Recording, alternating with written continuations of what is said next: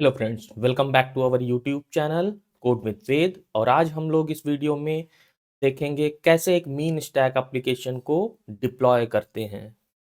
तो चलिए सबसे पहले हम लोग अपने प्रोजेक्ट स्ट्रक्चर को देखते हैं लोकल में। तो यहाँ पे हमारे पास आ, हमारे मीन स्टैक एप्लीकेशन में वेब ऐप है जो कि एंगुलर में बना हुआ है, और बैकएंड है जो कि नोड जेएस में बना हुआ है, और ये डेटाबेस हमारा यूज़ कर रहा है मोंगोडीबी। तो चलिए पहले इसको स्टार्ट करते हैं। फ्रंट एंड को स्टार्ट करने के लिए हमें जाना पड़ेगा वेब ऐप फोल्डर में, और यहाँ npm स्टार्ट करना पड़ेगा। ओके, और एक दूसरा कमांड प्रॉम्प्ट हम लोग ओपन करेंगे और फोल्डर में जाएंगे cd बैकएंड। ओके, और यहाँ हम लोग npm स्टार्ट करेंगे। इस तरीके से हमारा फ्रंट एंड बैक एंड चल गया है, और हमारा जो मोंगो डीबी है वो हमारे लोकल सिस्टम पे ही होस्टेड है। तो चलिए अब इसको हम लोग चेक करते हैं कि हमारा बैकएंड और फ्रंट एंड प्रॉपर वर्क कर रहा है या नहीं। हमारा प्रोजेक्ट रन हो गया फ्रंट एंड। अब हम यहाँ पे कोड विथ वेद @test.com अपना यूज़र नेम और पासवर्ड 12345 देंगे, और हमारा एप्लीकेशन लॉगिन हो गया है। इस तरीके से हमारा जो ये प्रोजेक्ट है प्रॉपर लोकल पे रन कर रहा है। अब इसे हमें डिप्लॉय करना है सर्वर पे। तो इस ट्यूटोरियल में हम लोग अपने एप्लीकेशन को एजर पोर्टल पे डिप्लॉय करेंगे। तो देखेंगे कैसे गिटहब की हेल्प से हम लोग अपने मीन स्टैक एप्लीकेशन एंगुलर और नोड जेएस को एजर पोर्टल पे कैसे डिप्लॉय करते हैं। तो चलिए शुरू करते हैं। तो सबसे पहले हम लोग एजर पोर्टल पे अपना अकाउंट क्रिएट करेंगे। एजर पोर्टल,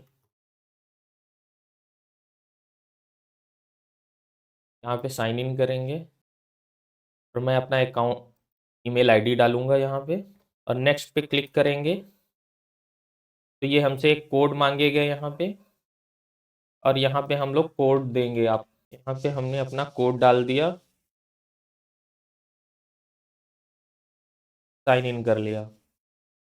तो सबसे पहले जो हम लोग यहाँ पे काम करेंगे, अपना डेटाबेस डिप्लॉय करेंगे। और डेटाबेस हमारा क्या है? मोंगोडीबी है मीन स्टैक एप्लीकेशन में। ओके, तो सब यहाँ पे हम लोग सर्च करेंगे Cosmo Azure Cosmo DB for MongoDB, और यहाँ पे हम लोग सेलेक्ट करेंगे आर यू। ओके, और इसको क्रिएट करेंगे। क्रिएट पे क्लिक किया। यहाँ पे हम अपना सब्सक्रिप्शन सेलेक्ट कर सकते हैं।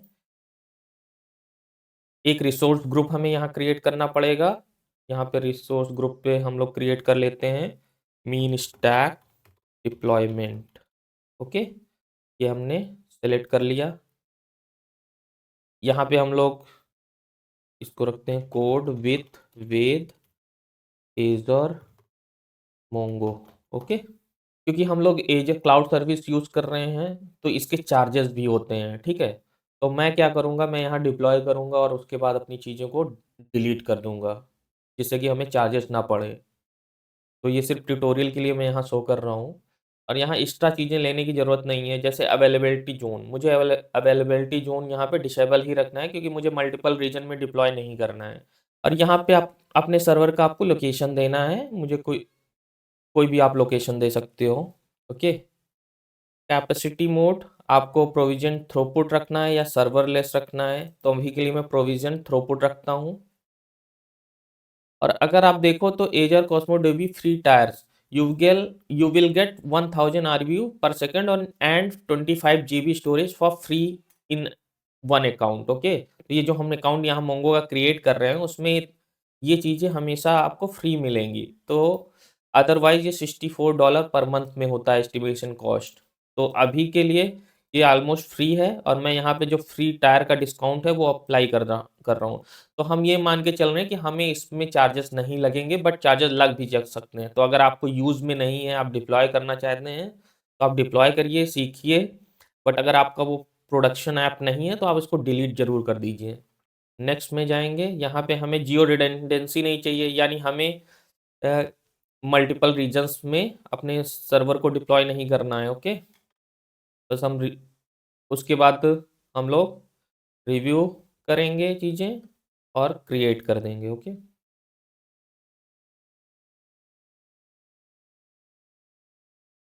तो जो एजर पोर्टल है वो हमारा मोंगोडीबी सर्वर सेटअप कर रहा है और ये एस्टिमेशन टाइम जो है वो 3 मिनट में ये कंप्लीट हो जाएगा। तो मैं वीडियो को पॉज करता हूँ। आपको इस स्क्रीन पे ये जैसे ही कंप्लीट होगा हमें यहाँ मैसेज आ जाएगा कि आपका मोंगो सर्वर रेडी है। तो हमारा डिप्लॉयमेंट मोंगो डीबी का रेडी है। अब हम लोग क्या करेंगे, यहाँ गो टू रिसोर्स में जाएंगे और इसकी कनेक्शन स्ट्रिंग हम लोग कॉपी करेंगे। ओके, और इसको टेस्ट करेंगे कि ये ठीक से डिप्लॉय हुआ है या नहीं। तो हम अपना मोंगो डीबी कैंपस ओपन करेंगे और इसमें एक नया कनेक्शन क्रिएट करेंगे और इस कनेक्शन स्ट्रिंग को हम लोग यहाँ डाल देंगे। ओके, और इसको सेव एंड कनेक्ट करेंगे, तो कंफर्म करेंगे और ये हमारा मोंगो डीबी यहाँ पे कनेक्ट हो गया है, कोड विद एजर मोंगो। ठीक है, अभी इसमें कोई डेटाबेस नहीं है। इस तरीके से हमारा मोंगो डीबी कनेक्ट हो गया है। अब इसको हम लोग अपने लोकल सर्वर से चेक करेंगे कि ये सही चल रहा है या नहीं। तो हम लोग यहाँ पे अपनी कनेक्शन स्ट्रिंग रिप्लेस करेंगे। ओके,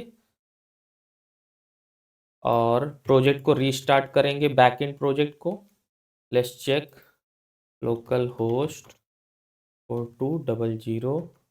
बट हमारे यहाँ भी इसमें कोई डेटाबेस क्रिएट नहीं हुआ है। तो एक बार चेक कर लेते हैं, शायद अगर हम लोग यहाँ कोई इम्प्रटी इनकरेक्ट डेटा डालते हैं तो मे बी ये हमें बता रहा है कि ईमेल एंड पासवर्ड इनकरेक्ट है। ओके, चलिए इसको रिफ्रेश करते हैं।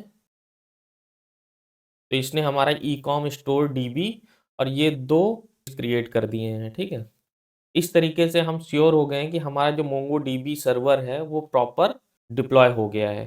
ओके, नेक्स्ट स्टेप हमारा है, हम लोग नोड जेएस एप्लीकेशन को डिप्लॉय करेंगे। तो इसको क्लोज करते हैं। अब हमको अपने नोड जेएस एप्लीकेशन को डिप्लॉय करना है।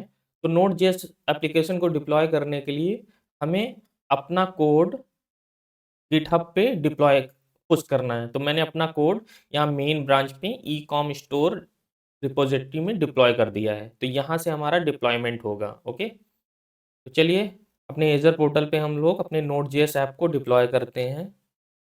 यहाँ पे जाके हमें एक वेब ऐप क्रिएट करना है। ऐप सर्विसेज पे क्लिक किया और क्रिएट वेब ऐप किया। एक रिसोर्स ग्रुप क्रिएट कर लेंगे, node JS test node JS backend, अपने ऐप का नाम दे देंगे। ठीक है, यहाँ हम इसको कोड से डिप्लॉय करेंगे। रीजन आप सेलेक्ट कर लेंगे। इसके बाद जो प्लान है वो हम लोग बेसिक B1 सेलेक्ट कर लेंगे, ये सबसे मिनिमम प्लान होता है। ओके, इसके बाद डिप्लॉयमेंट में जाएंगे। अभी डिप्लॉयमेंट को हम लोग डिसेबल रखेंगे, बाद में इसको इनेबल कर लेंगे। ओके, रिव्यू एंड क्रिएट करेंगे।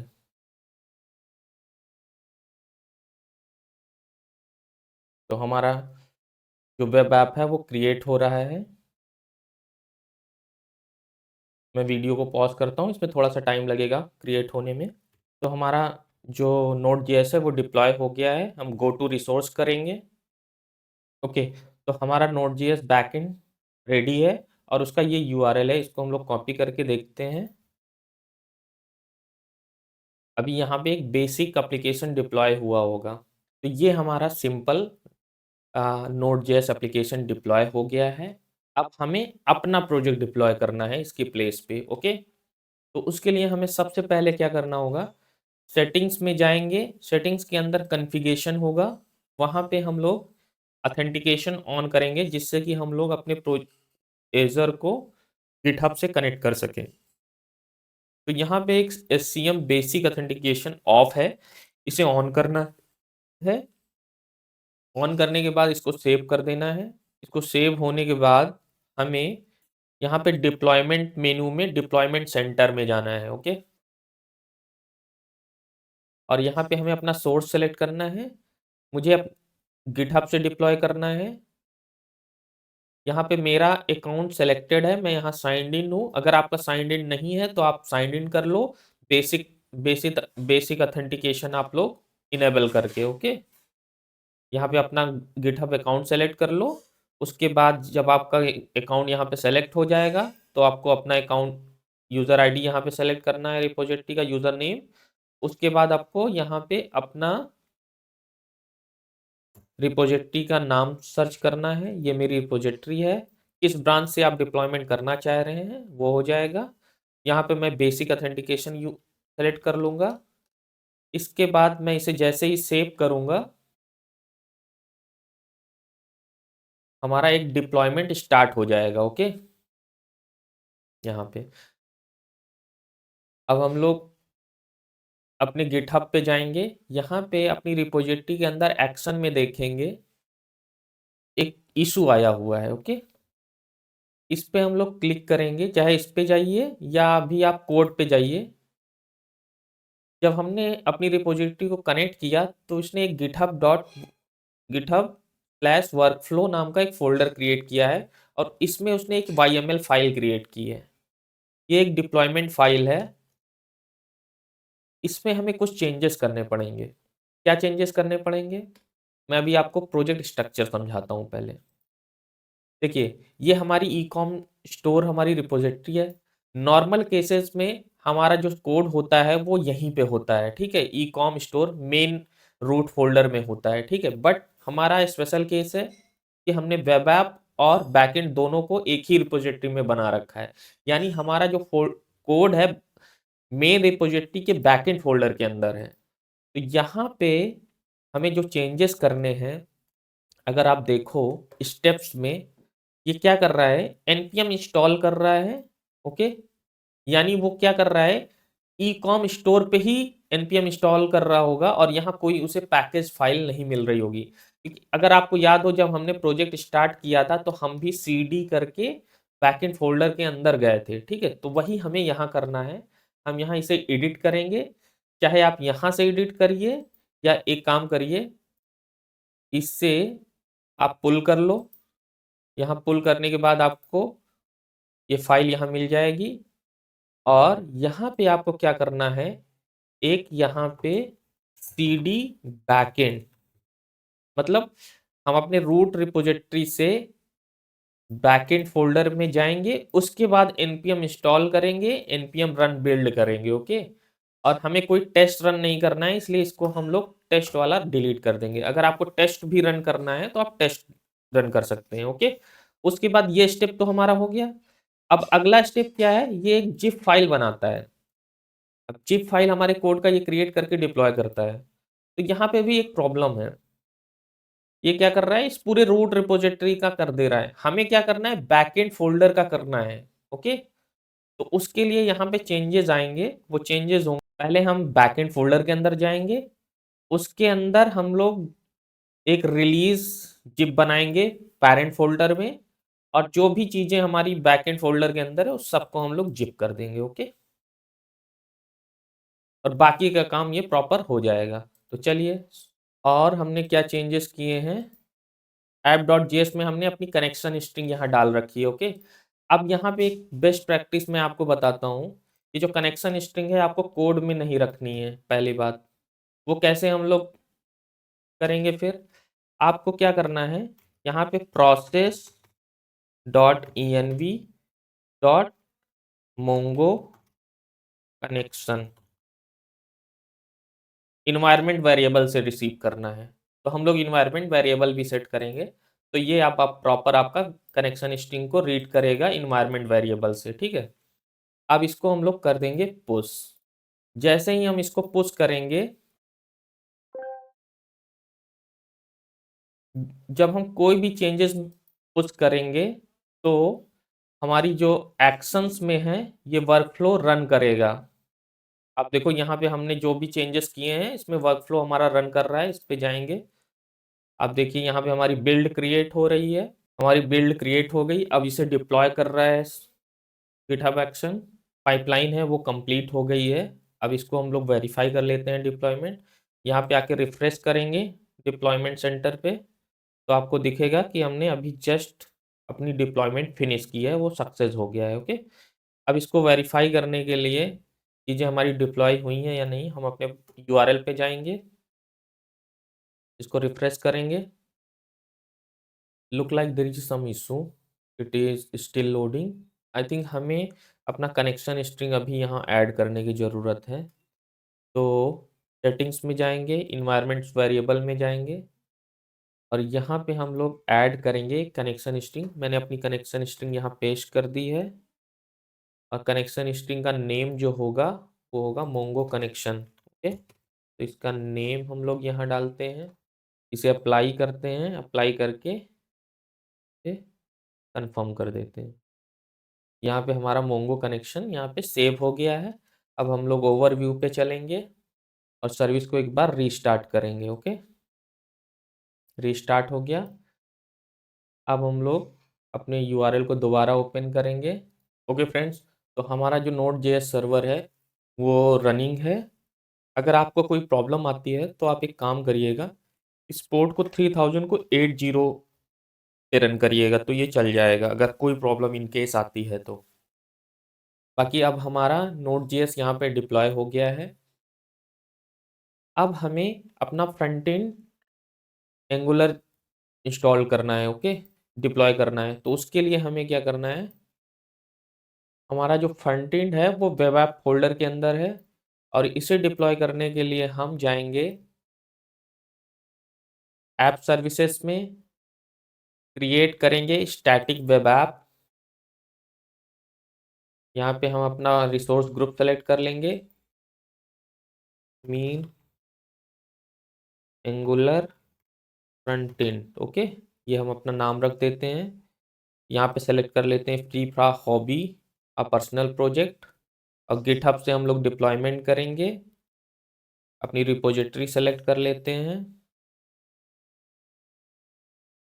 और ब्रांच सेलेक्ट कर लेते हैं, मेन।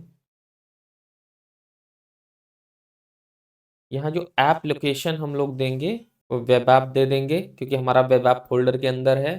ठीक है, इसने एंगुलर डिटेक्ट कर लिया ऑलरेडी। और जो हमारा लोकेशन है बिल्ड का, वो हम एक बार वेरीफाई करते हैं। जब भी आप बिल्ड बनाते हैं तो जो बिल्ड जाता है वो डिस्ट फोल्डर के अंदर वेब ऐप फोल्डर है, उसके अंदर ब्राउजर फोल्डर है। ओके, पहले सिर्फ वेब ऐप फोल्डर के अंदर जाता था, फिर अभी लेटेस्ट वर्जन में ब्राउजर फोल्डर भी बनता है, उसके अंदर हमारा डिप्लॉयमेंट जाता है। तो हमें क्या करना है, यहाँ ब्राउजर फोल्डर डाल देना है। ठीक है, अब क्या करेगा, जो बिल्ड हमारी क्रिएट होगी वो यहाँ से रिसीव होगी। ओके, अब हम लोग डिप कर लेते हैं गिटहब से रिव्यू एंड क्रिएट कर लेते हैं। जब हम ये क्रिएट करेंगे तो हमारे बैकएंड पे एक वर्कफ्लो फाइल और क्रिएट हो जाएगी। अगर आप अभी देखना, यहाँ जैसे ही ये क्रिएट हो जाएगा तो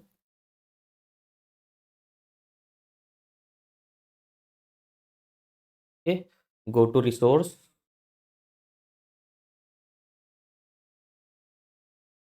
ये हमारा एंगुलर का फ्रंट एंड यहाँ पे रेडी है। जैसे ही हमने इसको स्टार्ट किया, अभी हमारा डिप्लॉयमेंट, ये बेसिक एंगुलर एप्लीकेशन यहाँ पे डिप्लॉय हो चुका है।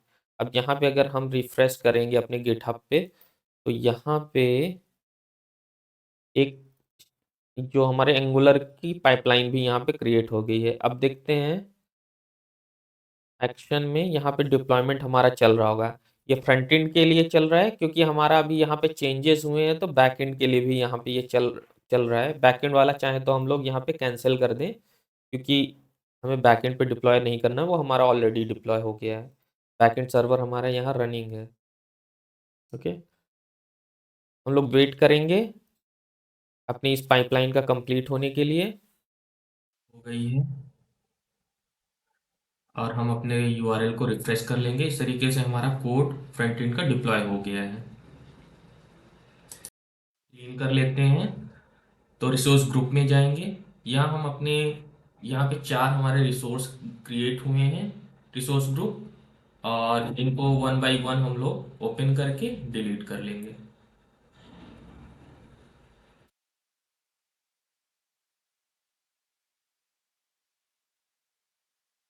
इस इस रिसोर्स ग्रुप में इतने सारे हमारे रिसोर्सेज सर्विसेज रन हो रही हैं, इसको हम डिलीट कर लेंगे।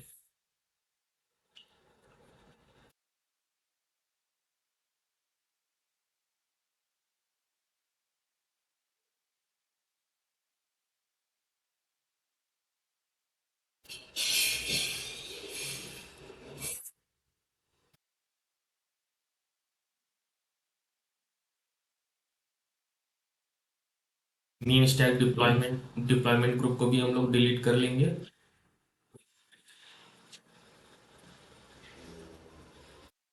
ये दोनों बाय चांस किसी तरीके से क्रिएट हो गए हैं रिसोर्स ग्रुप, इनको भी हम लोग डिलीट कर लेंगे।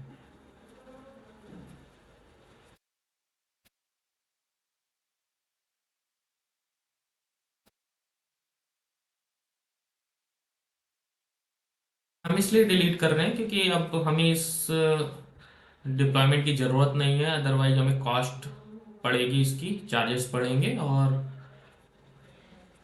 चार्जेस बिना यूज़ के देने का कोई फ़ायदा नहीं है। इसलिए मैं ये सारे रिसोर्सेज को डिलीट कर दे रहा हूँ। अगर ये मेरा प्रोडक्शन ऐप होता तो मैं इसको ऐसे रहने देता।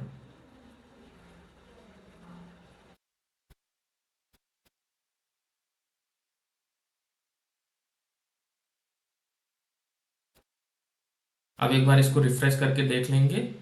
अभी हमारा रिसोर्स ग्रुप डिलीट हो रहे हैं। थोड़ी देर में आपको ये सारे रिसोर्स डिलीट हो जाएंगे। ये हमारा यहाँ पे रिसोर्सेज सारे डिलीट हो गए हैं। एक बार आप इसको रिफ्रेश करके फिर से चेक कर सकते हो। तो यहाँ पे रिसोर्सेज सारे डिलीट हो गए हैं ग्रुप।